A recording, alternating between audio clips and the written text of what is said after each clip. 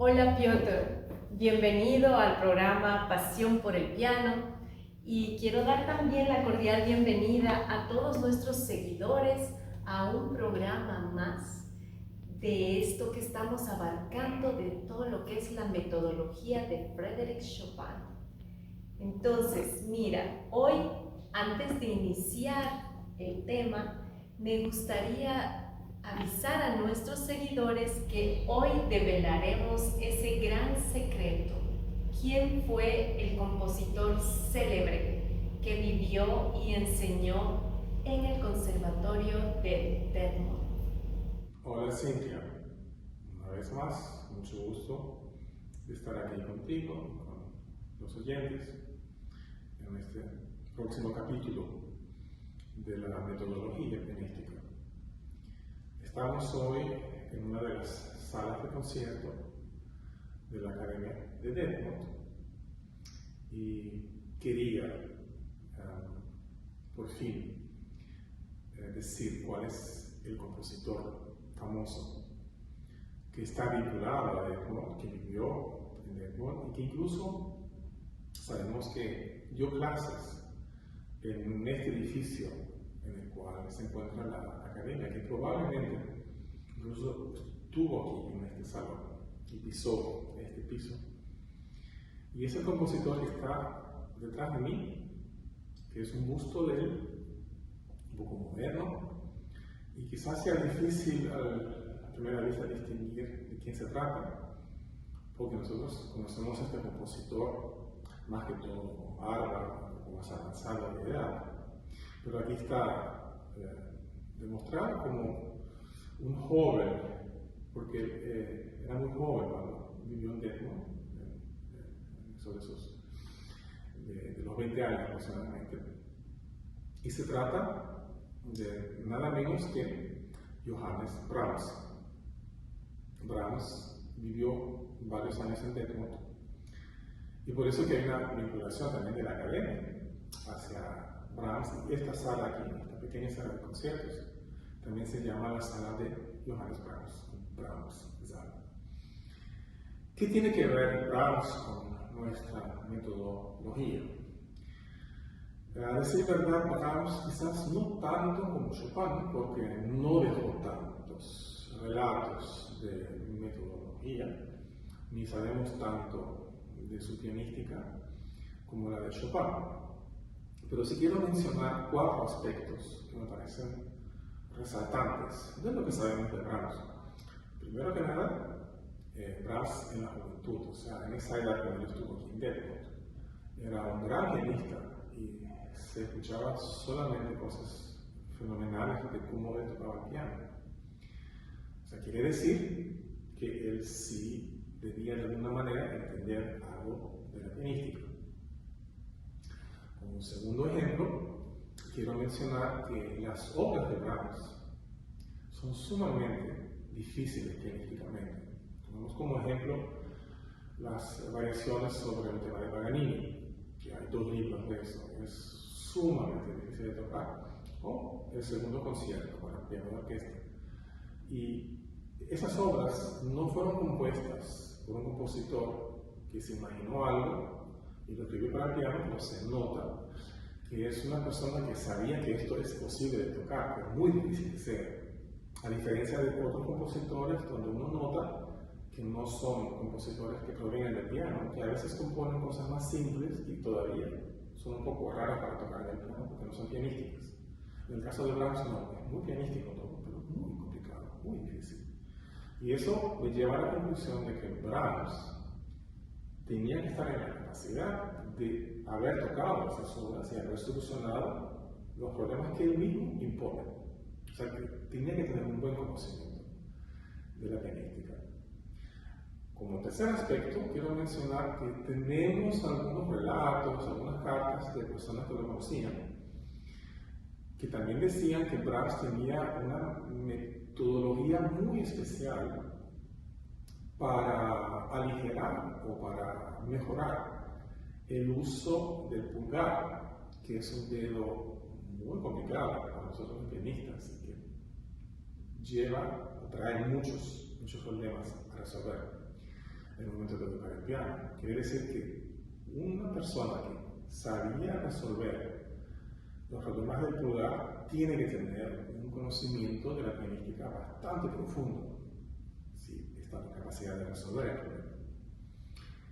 Y como cuarto aspecto, y eso me parece quizás el más importante, quiero mencionar que Brahms compuso algo para piano que es muy metódico y que son sus 51 ejercicios para piano, que son ejercicios muy bellos, musicalmente muy interesantes, pero son de una dificultad enorme y que para poder tocarlos hay que tener un gran conocimiento, una gran madurez de todo lo que es el aparato pianístico. Puedo enseñar un ejemplo, que es el ejercicio número 19. Este ejemplo, número 19, nos pide Brahms que pongamos el pulgar en el sol, presionando sin tocar. Y toquemos figuras que son muy complicadas de mantener en la mano y que van incluso hasta cierto punto en contra de toda la lógica de la mano. Quiere decir que necesitamos una gran elasticidad y flexibilidad de todo el cuerpo, de la muñeca y de los dedos.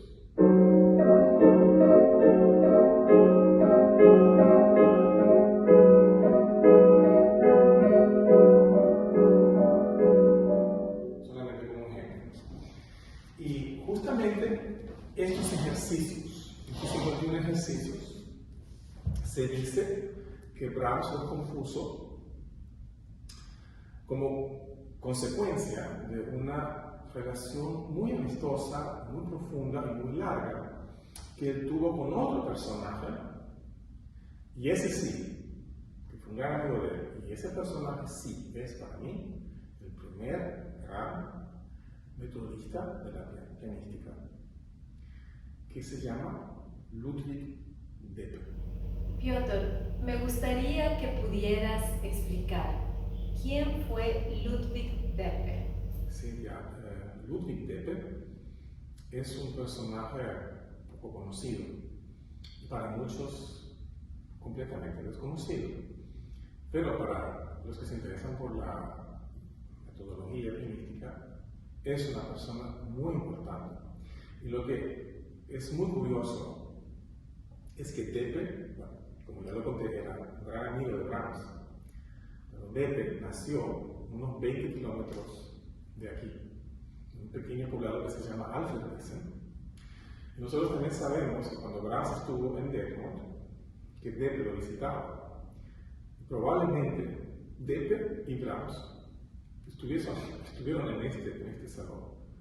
Y puede ser que incluso hablaron de metodología pianística. Ahora bien, hablemos un poco de Deppe. ¿Quién era Deppe?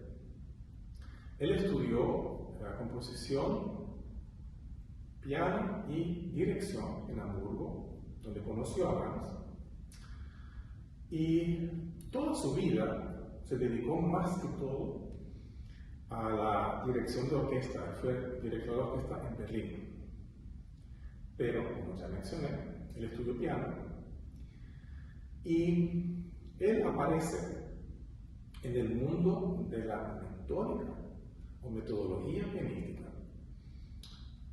solamente con un pequeño artículo que él escribió en el que se llama Neue Musikzeitung, que es un periódico para músicos. Un pequeño artículo que él escribió aproximadamente en 1885, en el cual él habla de los dolores del brazo de los pianistas. El artículo se llama Die Armleiden der Klavierspieler, o sea, los dolores de los brazos de los pianistas. Y ese primer artículo, donde él dice y habla de sus experiencias con trabajo con pianistas, como director de orquesta, que siempre tendría un solista, un pianista que tocaba un concierto, él podía observar que estos pianistas sufrían mucho de tendonitis, de dolores de espalda, bueno, de muchas otras cosas. Y Deppe se interesó por solucionar estos problemas y se dedicó a crear esta metodología y también a dar clases especialmente a personas que tenían problemas en aquella época con su cuerpo. Y también hay otra fuente que nos menciona Deppe y que nos lo menciona y nos lo demuestra en un muy interesante contexto, que es un libro que escribió una pianista americana que se llamaba Amy Fine, que ella estudió en Alemania en esa época. Y ella estudió muchos personajes mucho más importantes y más conocidos en aquella época, que era Deppe, que fue Liszt, que fue Thalberg, que fue Kullak, y terminó con Deppe. Y ella nos explica en su libro de toda su trayectoria pianística, de cómo vivió las clases de Thalberg, de Kullak, de Liszt y después de Deppe. Y es muy interesante leer este libro porque realmente nos demuestra la importancia y también la excepcionalidad de lo que Deppe hacía. Piotr, me gustaría ver si podríamos hablar de Deppe, que es tan importante. ¿Crees tú que se pueda hablar acerca de la filosofía, de toda la metodología, todo aquello que él decía? Cintia, es imposible entrar en profundidad en las enseñanzas de Deppe en 3-4 minutos, porque es un estudio de varios meses para poder profundizar realmente lo que era la filosofía de Deppe. Pero sí puedo decir algunas cosas que me parecen importantes y que quizás ayuden a entender un poco de qué se trata Deppe. Deppe es el primer metodista que ve al pianista como una unidad funcional en el momento de tocar el piano y en el momento de enseñar. Quiere decir que él no se enfoca, por ejemplo, en cómo tiene que trabajar los dedos, o qué es lo que tiene que hacer la muñeca, o el codo, o el brazo, o el hombro, sino que él ve todo esto en relación, todo junto, es un conjunto, es una unidad cerrada, y no se puede enfocar en los dedos sin ver lo que está pasando quizás con la espalda, con la postura o con el brazo. Es todo junto. O sea que eres el primero que se dio cuenta de que para mejorar, solucionar problemas, hay que tener el pianista en su conjunto, verlo en su conjunto. Y eso creo que es uno de los más importantes aspectos de su enseñanza. Ahora bien, Deppe, como ya había mencionado, solamente escribió este artículo sobre los dolores, las enfermedades de los brazos de los pianistas y nunca más escribió más nada. Ahora, ¿por qué sabemos tanto de Deppe? Bueno, ya mencioné Amy Fine, que tuvo clases con él, pero nosotros tenemos la gran suerte de que Deppe tuvo entre sus alumnos una alumna muy destacada, una holandesa que se llamaba Elisabeth Calland. Y Calland escribió varios libros sobre metodología pianística. Uno de ellos incluso se llama La Escuela de Deppe, Deppe Schiller. Y ella explica en este libro y en nosotros que también escribió cuál era la metodología de Deppe en todos los detalles. Todos estos libros están grandemente vinculados a una pianística, una metodología que lleva muy consciente la anatomía humana y que todo lo que se habla sobre cómo tocar el piano a través de los movimientos del cuerpo tiene que estar en naturaleza, en la funcionalidad del cuerpo, y no cosas que sean poco naturales o extrañas. Y esta metodología que se puede decir de Calland es para mí la metodología más avanzada que existe y que incluso a través de los años se ha demostrado que está absolutamente en contexto con lo que es la anatomía humana y también en contexto con lo que se llama, por ejemplo, las nuevas escuelas corporales, como la Alexander Technique, o Feldenkrais, o yoga, que todas estas enseñanzas de Pekalan concuerdan con estas otras técnicas. Y eso es muy valioso porque quiere decir que, de alguna manera, tiene que ser el camino correcto, porque si no hubiese ahí algún tipo de desigualdades, pero no las hay. Es decir, que Depe ya hablaba acerca de los dolores y los problemas en los intérpretes. Entonces, desde hace tiempo ya existían estos malestares por la mala postura, la mala técnica al rato de interpretar.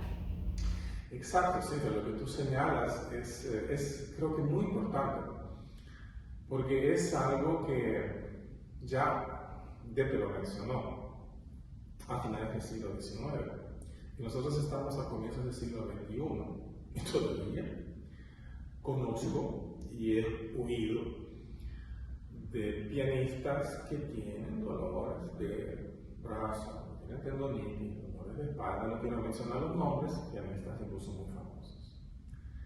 Entonces, ¿de qué se trata? ¿Por qué existe esto?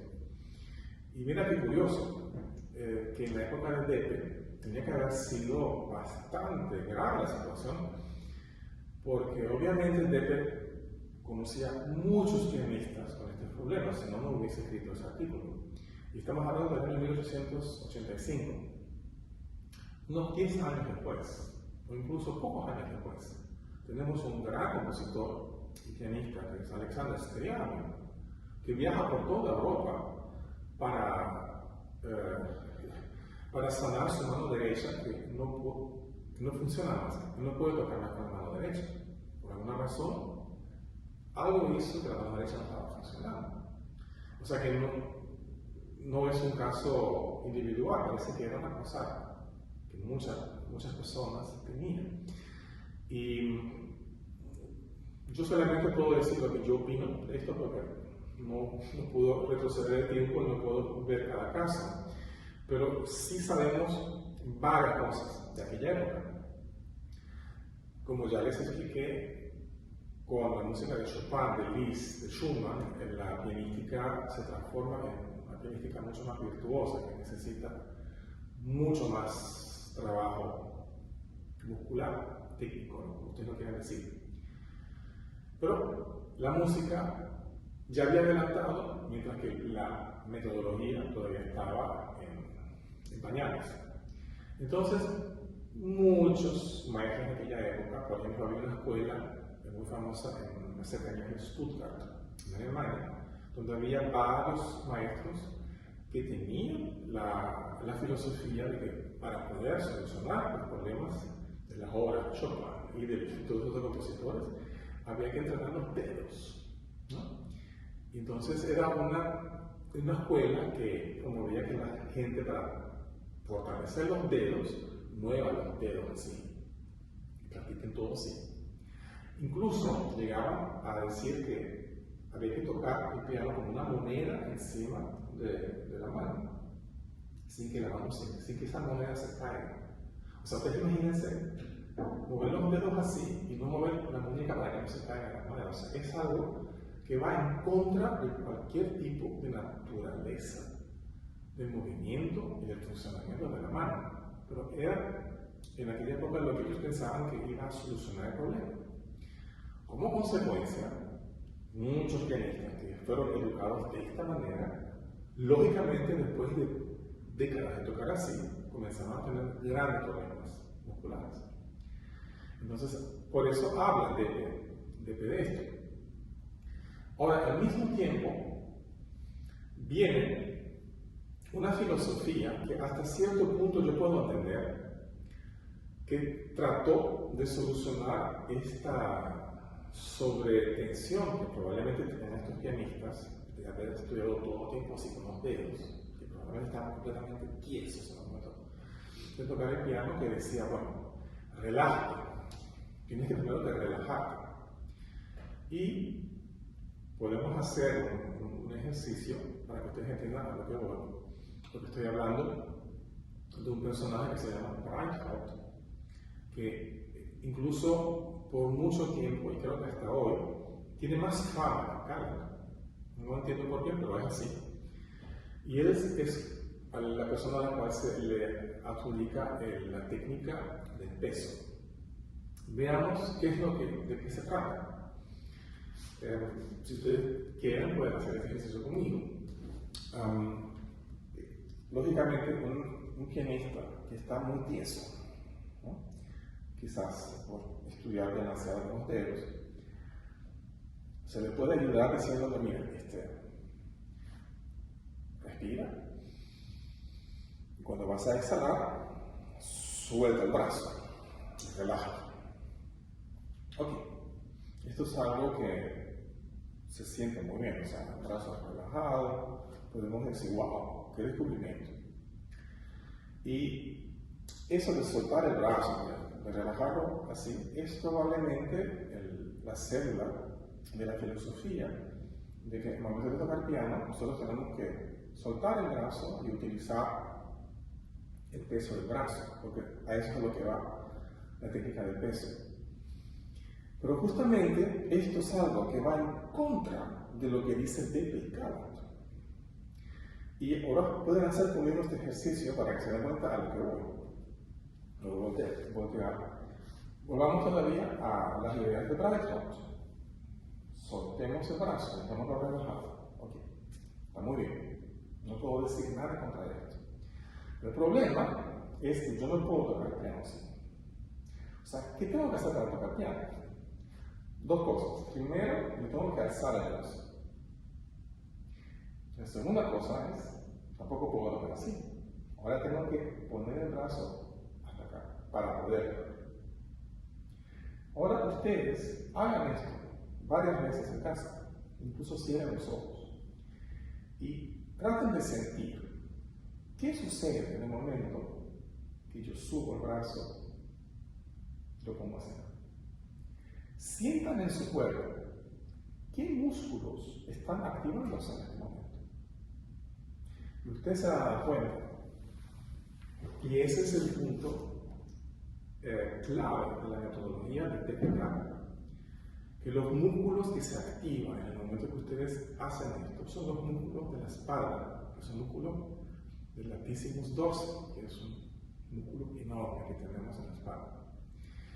Por eso es que cuando Beppe y Kahneman hablan del brazo, en vez de decir lo que decía Breitholt, que hasta hoy he escuchado muchas veces, que se habla del peso, el peso del brazo, que hay que utilizar el peso del brazo para tocar el piano, qué sé yo. Beppe y Kahneman dicen que el brazo es ligero y sostenido. En alemán, leicht getragener Arm.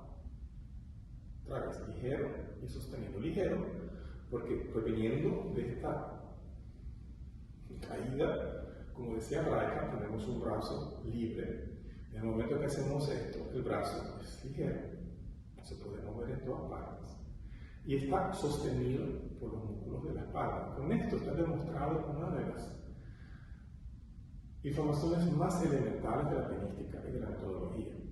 Es que el funcionamiento del aparato para tocar piano, porque al final tenemos que utilizar los dedos, está vinculado directamente a la espalda. O sea que desde el dedo, o al revés, desde la espalda hasta el dedo, hay una unidad funcional. Y el tener en cuenta que esto tiene que trabajar, que esto va junto, es la parte de partida, el momento de partida de la metodología, de la gran metodología de Beppe y Kahneman. Bien, Piotr, agradecerte una vez más por toda esta invaluable enseñanza que tú estás dando para aquí, para El Salvador y para todos nuestros seguidores. Y ahora que estamos en la recta final, nos vemos este 4 y 5 de octubre en Museo Marte para compartir en vivo todas estas experiencias de lo que es la técnica Chopin. Gracias, Piotr, gracias a todos ustedes y nos vemos en la próxima.